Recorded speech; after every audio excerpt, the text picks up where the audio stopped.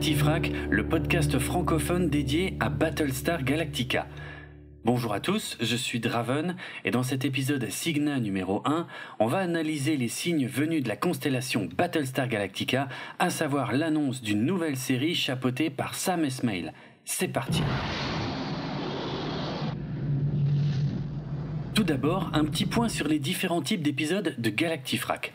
Il y a les épisodes Historica qui détaillent toute l'histoire de la saga via de courtes thématiques présentées dans l'ordre plus ou moins chronologique des événements. Et vous découvrirez bientôt les épisodes Analytica qui décortiquent les épisodes de la série, ou plutôt des séries, puisqu'avant d'attaquer la série de 2003, on va analyser quelques épisodes de la série originale. Et si je dis on, c'est parce que pour les épisodes Analytica, je serai accompagné de Karine. Mais la chose à laquelle je ne m'attendais pas, ou en tout cas pas si tôt après le démarrage du podcast, c'était de faire face à une forte actualité concernant l'univers de Battlestar Galactica. Or, vu l'annonce qui vient de tomber en septembre 2019, il est clair que les prochains mois vont être chargés dans ce domaine et il serait dommage pour Galactifrac de se priver de relayer ces informations. Je vais donc inaugurer avec cet épisode Cygna un nouveau format dédié à l'actualité, en plus des épisodes Historica et Analytica. Les épisodes Cygna ne paraîtront pas avec une périodicité régulière et seront simplement enregistrés suite à des annonces ou des nouveautés notables concernant l'univers de Battlestar Galactica. Alors pourquoi le nom Cygna ? J'ai demandé de l'aide sur Twitter pour trouver le nom de ce nouveau format et j'aimerais remercier Keladustraex qui m'a fait plusieurs propositions de mots latins avant d'attirer mon attention sur le terme Cygna qui signifie signe ou présage mais également constellation. J'ai trouvé que ce double sens était parfait pour des épisodes consacrés à l'analyse des signes ou des présages venus des dieux, ce qui rappelle d'ailleurs certains épisodes de la série, notamment quand il s'agit de trouver le bon chemin, tout en ayant également le sens du mot constellation. Alors merci beaucoup Keladustraex pour cette suggestion, et merci également à Barbu Deluxe sur Twitter pour quelques autres propositions très intéressantes également. Le 17 septembre 2019, la saga Battlestar Galactica fêtait ses 41 ans, puisque c'est le 17 septembre 1978 qu'a été diffusé pour la première fois à la télévision américaine le téléfilm Saga of a Star World qui posait toutes les bases de la franchise et dont vous aurez très bientôt une analyse détaillée dans les premiers épisodes Analytica. Mais rien ne laissait penser que ce jour-là, le groupe NBC Universal allait faire une annonce qui allait secouer toute la communauté des fans de Battlestar Galactica. NBC Universal, né de la fusion en 2004 du groupe des chaînes NBC et du pôle Entertainment de Vivendi Universal, a en effet choisi le 17 septembre 2019 pour annoncer le futur lancement de sa plateforme de SVOD nommée Peacock. Comme vous le savez peut-être, ça fait quelques années que les studios Sony, Universal, Fox, Warner, etc. confient leur contenu à des plateformes de vidéo à la demande, alias SVOD pour Subscription Video on Demand. Les plateformes de SVOD les plus connues à l'heure actuelle sont Netflix, Amazon Prime ou encore Hulu. Et ce sont justement les résultats financiers impressionnants de Netflix qui incitent maintenant la plupart des studios à retirer progressivement leur contenu de Netflix pour ouvrir leur propre plateforme avec leur propre contenu. Et comme vous le savez peut-être également, une guerre commerciale va forcément avoir lieu entre ces services de SVOD puisque d'autres nouveaux entrants comme Disney+ et Apple TV+ vont bientôt se lancer également. Et cette guerre va se dérouler sur le front des contenus exclusifs, c'est-à-dire des programmes créés spécifiquement et exclusivement pour chaque plateforme afin d'attirer le client à s'abonner chez soi plutôt que chez le ou les concurrents. C'est ainsi qu'on apprend le 17 septembre 2019 que la plateforme Peacock va être lancée en avril 2020 aux États-Unis. Le nom Peacock fait référence au célèbre logo des chaînes NBC, qui est également aujourd'hui le logo du groupe Comcast. Ce logo, dont la première version date des années 50, est un dessin stylisé d'un paon, donc l'oiseau, dont les plumes et la queue en forme d'éventail arborent 6 couleurs de l'arc-en-ciel. L'idée originale derrière ce logo était de mettre en avant les programmes en couleur diffusés sur la chaîne NBC dans les années 50, à une époque où c'était encore loin d'être la norme. En anglais, Pan se dit Peacock et le logo du futur service de SVOD comporte les 6 mêmes couleurs que le logo original, mais cette fois sous la forme de points. Dans le communiqué officiel annonçant le lancement de Peacock, on apprend sans surprise que de nombreuses séries produites par NBC Universal, comme Parks and Recreation, The Office, 30 Rock, Brooklyn Nine-Nine, Frasier, Will and Grace ou encore Mariés 2 enfants, seront présents sur la plateforme. On y retrouvera aussi très logiquement de nombreux films produits par les studios Universal, comme Retour vers le futur, E.T., Les Dents de la Mer, American Pie, Brokeback Mountain, Casino, Mamma Mia, Breakfast Club, ainsi que leurs grosses franchises les plus récentes, que sont Fast and Furious et Jurassic World. Sans oublier les films d'animation issus du studio DreamWorks, comme Shrek ou Dragon, ou du studio Illumination, comme Moi Moche et Méchant, puisque ces 2 studios appartiennent également au groupe Comcast, la maison mère de NBC Universal. Il y aura aussi des programmes sportifs, des late shows ou encore la célèbre émission comique Saturday Night Live, mais je vais arrêter ici la liste des contenus parce qu'on s'éloigne du sujet. Comme je vous le disais plus tôt, le service Peacock bénéficiera également de nouveaux programmes exclusifs lors de son lancement en avril 2020. Parmi ces nouveautés, que je ne vais pas toutes détailler, on trouvera notamment des reboots des séries comiques Sauvé par le Gong et Punky Brewster qui datent à l'origine des années 80. Et on notera d'ailleurs que c'est l'actrice originale de Punky Brewster qui reprendra son rôle pour cette nouvelle version. Du côté des séries dramatiques, et plus particulièrement de science-fiction, le communiqué officiel mentionne une adaptation du roman Le meilleur des mondes d'Aldous Huxley, avec au casting Demi Moore et Alden Ehrenreich, qui interprétaient Han Solo dans le film Solo A Star Wars Story, ainsi que, et c'est le sujet qui nous intéresse le plus, un reboot de Battlestar Galactica.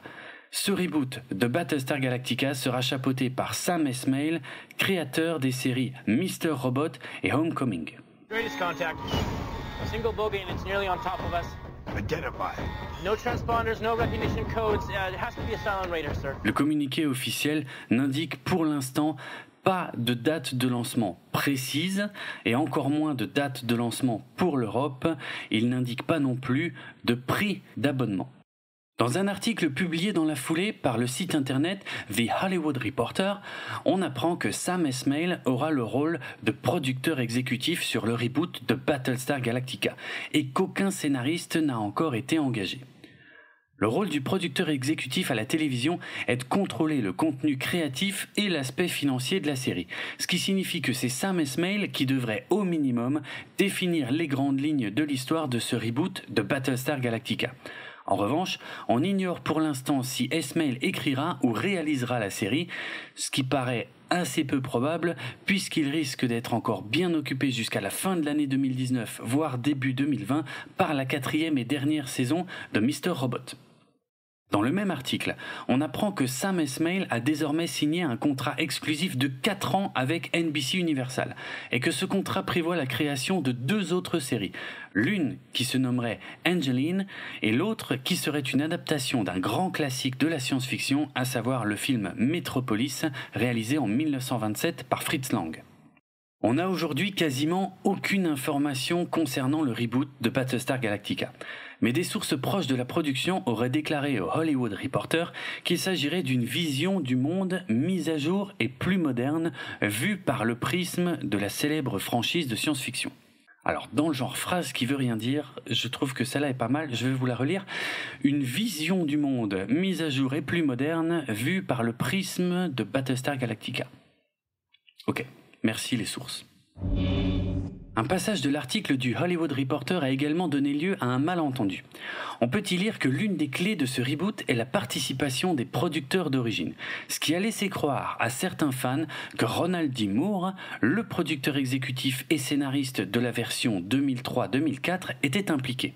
Or, c'est faux, car ce qu'il fallait comprendre de cette déclaration, c'est plutôt que Universal a toujours été derrière la création des séries Battlestar Galactica, que ce soit pour la version d'origine de 1978, qui était diffusée sur la chaîne désormais concurrente ABC, ou pour la version réimaginée de 2003-2004, qui était diffusée sur la chaîne Sci-Fi, qui appartient au groupe NBC Universal. L'implication de Ronald D. Moore paraît donc très improbable puisque celui-ci est actuellement occupé par la série For All Mankind qui sera une série exclusive du service concurrent Apple TV+, et qu'il devrait normalement s'occuper en 2020 de la saison 5 de la série Outlander qu'il a développée pour la chaîne concurrente Starz. Il n'est donc pas surprenant que Ronald D. Moore soit pour l'instant resté très silencieux quant à l'annonce du reboot de Battlestar Galactica. Tout ce qu'on sait, selon un article du site Deadline, c'est que Sam Esmail a contacté Ronald D. Moore et que ce dernier a donné sa bénédiction à Esmail vu qu'il semble être un énorme fan de la saga et tout particulièrement de la version Ronald D. Moore. Le même article de Deadline nous relaie d'ailleurs une rumeur concernant le scénario possible de ce reboot. Alors accrochez-vous parce qu'il s'agit d'une information exclusive Deadline. Écoutez bien. Il s'agirait de l'histoire de la destruction des 12 colonies humaines par les Cylons à l'issue d'une guerre qui dure depuis 1000 ans et qui forcerait les survivants à prendre la fuite au sein d'une flotte composée de 220 vaisseaux menés par le Battlestar Galactica à la recherche d'une 13e planète connue sous le nom de Terre. Alors là, j'ai envie de dire bravo Deadline pour ce scoop, ça c'est du journalisme, j'ai hâte de savoir si cette rumeur incroyable se vérifiera. Je vous jure que c'est vraiment ce qui est écrit dans l'article et qui est présenté comme une rumeur concernant le scénario du reboot. Bon. Plus sérieusement, on notera tout de même que la version Ronald D. Moore de Battlestar Galactica sera évidemment présente sur la plateforme Peacock. Une autre déclaration qui a suivi de près l'annonce de NBC Universal a donné lieu à des interprétations parfois erronées, surtout en France. Il s'agit d'un tweet de Sam Esmail qui déclare « PSG fans, this will not be a remake of the amazing series Ronald D. Moore launched because why mess with perfection? Instead, we'll explore a new story within the mythology while staying true to the spirit of Battlestar, so say we all. » Alors, voici la traduction que je vous propose par rapport à cette déclaration. Fan de Battlestar Galactica, ce ne sera pas un remake de l'extraordinaire série lancée par Ronald D. Moore, car pourquoi vouloir se frotter à la perfection ? Au lieu de ça, nous allons explorer une nouvelle histoire au sein de la mythologie tout en restant fidèles à l'esprit de Battlestar. C'est ce que tous nous disons. Est-ce que je pousse la traduction jusqu'à traduire « So say we all » en français, c'est ce que tous nous disons. Bon. Les passages clés, c'est « ce ne sera pas un remake » et « nous allons explorer une nouvelle histoire au sein de la mythologie tout en restant fidèle à l'esprit de Battlestar ». Cette déclaration a rassuré beaucoup de fans de Battlestar Galactica, mais elle a également engendré plusieurs malentendus. En effet, quand Esmail déclare « nous allons explorer une nouvelle histoire au sein de la mythologie tout en restant fidèle à l'esprit de Battlestar », certains semblent avoir compris qu'il s'agirait d'une nouvelle histoire au sein de la mythologie de la série de Ronald D. Moore, et qu'il s'agirait donc d'un spin-off de la version des années 2003-2004. Or, rien ne permet à ce stade de tirer cette conclusion. Quand Esmail parle de la mythologie, rien n'indique qu'il s'agisse de celle de Ronald D. Moore. Personnellement, je suis plutôt tenté de croire qu'il parle de la mythologie de la saga au sens large, à savoir les dieux de Kobol, les 12 colonies humaines, les Cylons et l'existence d'une colonie perdue nommée la Terre, donc les fondamentaux de la franchise Battlestar Galactica. Et si le communiqué de NBC Universal utilise à 2 reprises le terme reboot et non spin-off, c'est certainement pas par hasard, parce que je peux vous assurer que les plans de communication autour de ce type d'annonce qui représentent des millions de dollars d'investissement et de revenus à venir sont scrutés à la lettre près. De plus, il paraît très improbable que NBC Universal se lance dans un spin-off qui signifierait le paiement de droits à Ronald D. Moore alors que celui-ci travaille désormais pour la concurrence. Qu'il touche des droits sur sa série de 2003-2004 est tout à fait normal. Mais qui touche des droits sur un nouveau produit inédit, je peux vous assurer que c'est le genre de décision qui passe assez mal en conseil d'administration quand on cherche à réduire les coûts et à maximiser les profits. Parce que ne vous y trompez pas, ce sont dans des réunions d'actionnaires que sont désormais prises ces décisions de relancer des franchises.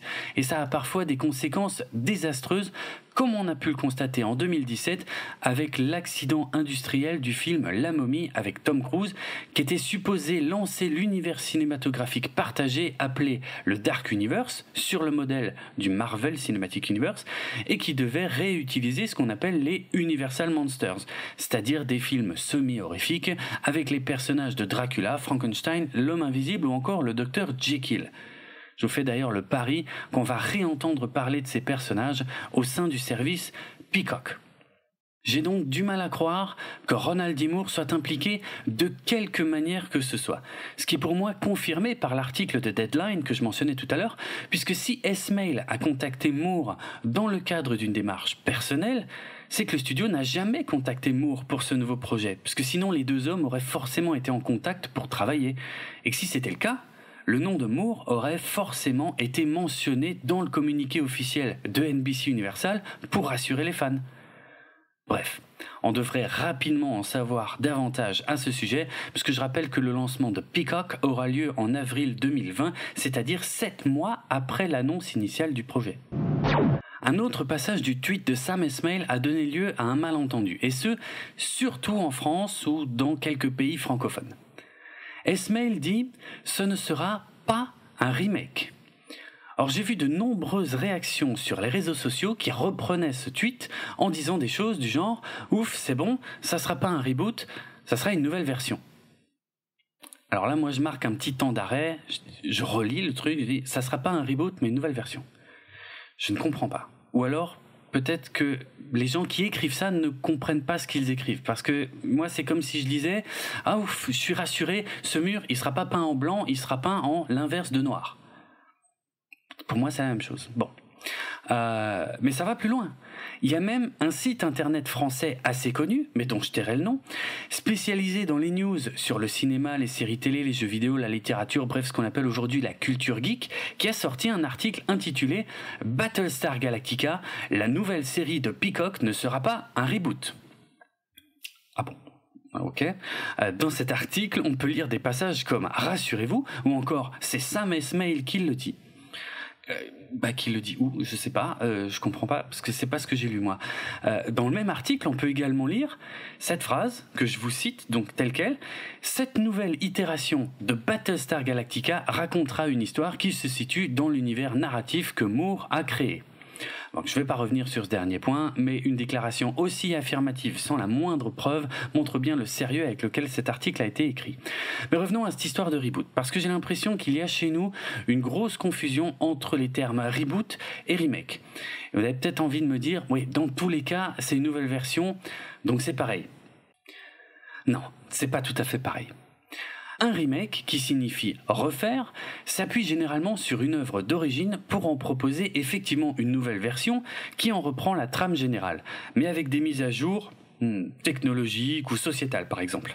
On peut citer les films L'homme qui en savait trop, Les 10 commandements, Ocean's 11, L'affaire Thomas Crown, Braquage à l'italienne ou encore Scarface, sans oublier La Mouche ou The Thing, pour citer tout de même un petit peu de science-fiction, qui sont tous basés sur des films plus anciens. Il existe également des remakes plan par plan comme Psychose de Gus Van Sant ou Funny Games version US de Michael Haneke. Funny Games est également un exemple de remake afin d'adapter un film étranger à la culture d'un pays pour lui assurer un meilleur succès local. On pensera donc aux 7 mercenaires qui reprenaient les 7 samouraïs qui venaient du Japon, Vanilla Sky qui reprenait le film espagnol Ouvre les yeux, Les Infiltrés de Scorsese qui était à l'origine un film, voire plusieurs films originaires de Hong Kong, True Lies qui était une reprise du film français La Totale ou encore Let Me In qui était un remake du film suédois Morse. On peut aussi citer le film L'invasion des profanateurs de sépultures de 1955 qui a connu 3 remakes en 1978, 1993 et 2007 et qui sont tous des réinterprétations de l'histoire originale mais avec des différences notables liées à l'époque de leur sortie respective. Le phénomène des remakes à la télévision est plus récent, mais il existe aussi puisqu'on a pu voir des nouvelles versions de K2000, Nikita, Melrose Place, Beverly Hills, V ou encore Charlie's Angels. Il y a aussi les cas des dessins animés qui deviennent des films live, comme Le Roi Lion, et on en trouve également dans les jeux vidéo avec Metal Gear Solid The Twin Snakes, Resident Evil 2 ou encore Final Fantasy VII. Et si le remake reste généralement très proche du concept de son matériau d'origine, cette appellation n'interdit pas quelques changements parfois drastiques au niveau de l'histoire. Ça peut être la fin, ou le rôle d'un personnage clé, ou certains rebondissements. Bref, l'appellation remake n'empêche pas des différences notables avec l'œuvre originale du moment que le concept global à la base de l'histoire et que le ton reste à peu près les mêmes. Big frackin' deal. La définition du reboot est en revanche beaucoup plus floue, parce que ce mot englobe beaucoup d'approches différentes. Le mot reboot signifie littéralement redémarrer. C'est un terme qui est inspiré du monde de l'informatique.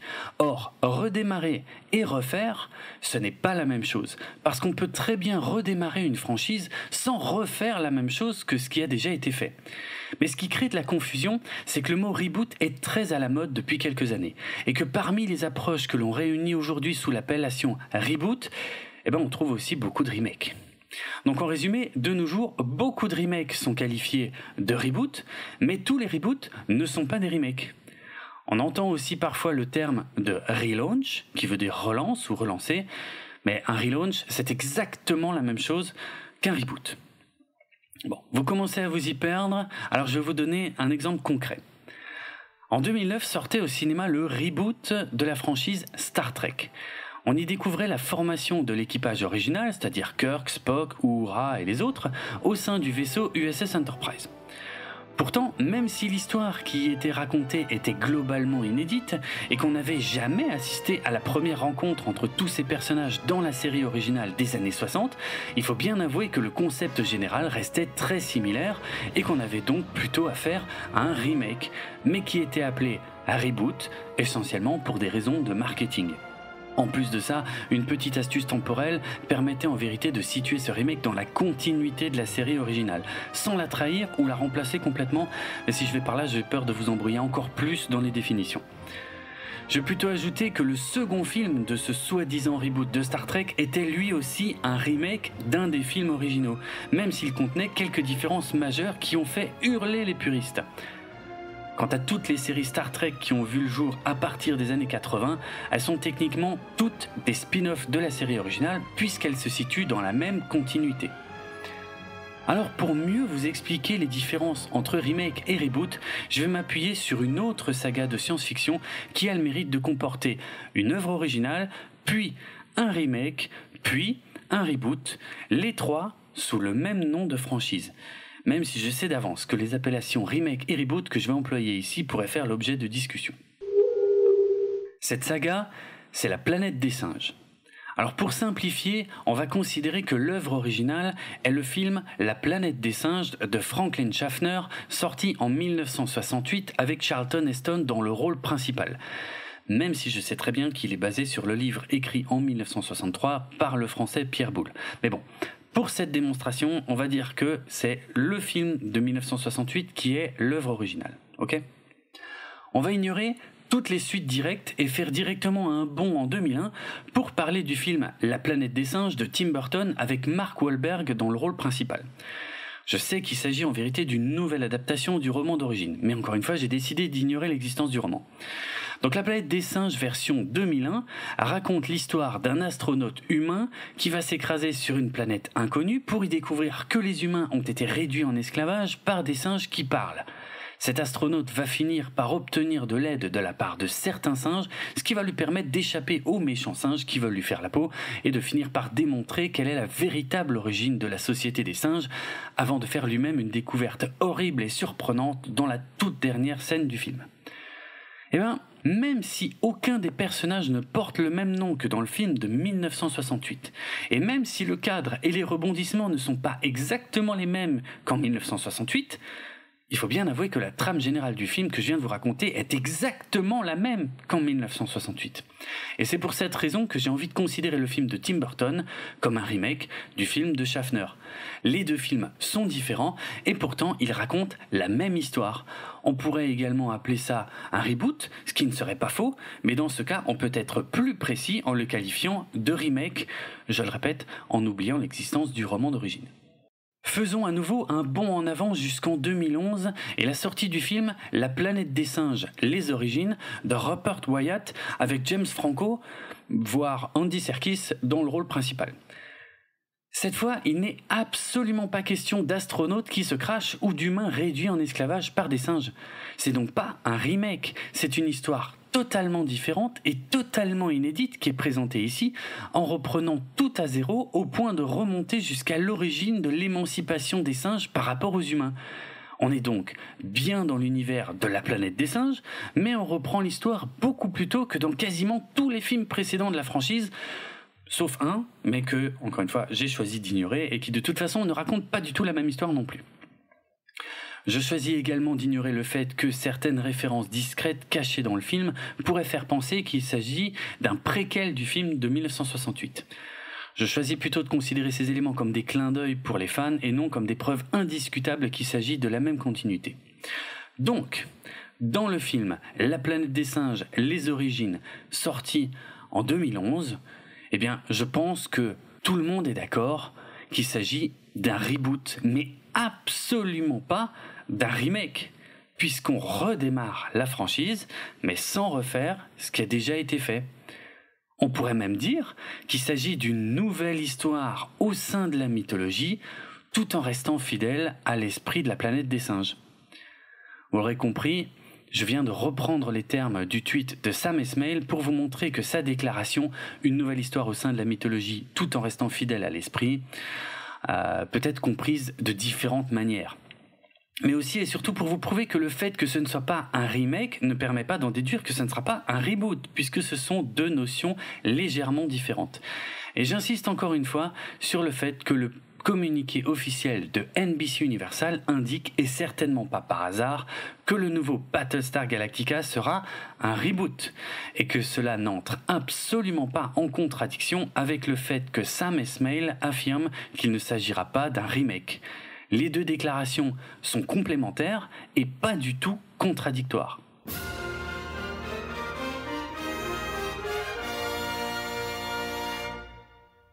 Ce que pourrait signifier le tweet de Sam Esmail, c'est donc que le nouveau Battlestar Galactica pourrait raconter une histoire complètement inédite et qui ne se situerait pas forcément dans la continuité des séries précédentes. Ce ne serait donc ni un remake, ni un spin-off, mais bien un reboot. Parmi les nombreuses possibilités offertes par l'appellation reboot, il existe par exemple la possibilité de raconter une nouvelle histoire qui pourrait se situer à un autre moment, comme par exemple la mise en service du Battlestar Galactica, puisque le nom du vaisseau reste visiblement le nom de la série. Donc le vaisseau est forcément présent, même si je pense qu'ils ajouteront un sous-titre à la série pour bien la différencier. On pourrait par exemple également y voir le début de la guerre entre les humains et les Cylons. Encore une fois, je vais m'appuyer sur d'autres franchises de science-fiction pour vous donner des exemples de ce qu'il est possible de faire.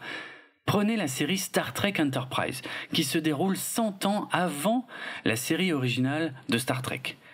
Ça permet de n'avoir aucun personnage en commun, tout en suivant les pérégrinations d'un vaisseau nommé Enterprise, même si celui-ci est différent de l'Enterprise de la série originale, et la série permet d'évoluer dans l'univers de Star Trek sans trop s'embarrasser de la continuité des séries précédentes, puisque ça se déroule en fait avant toutes les autres séries, ce qui laisse une plus grande liberté créative.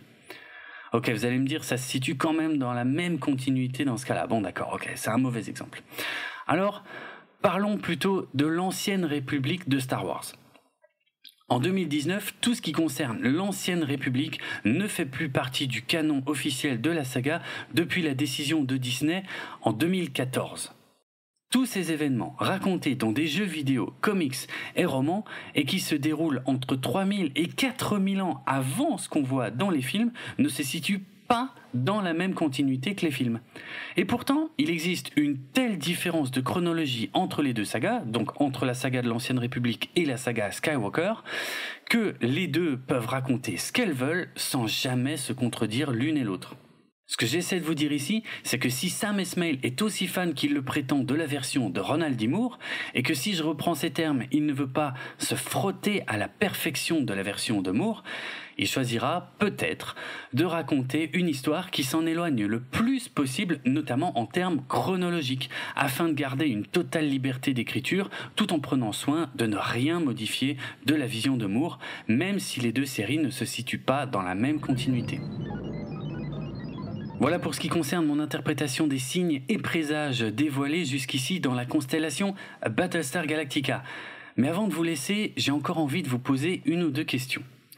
Premièrement, qu'en est-il du projet de film Battlestar Galactica ?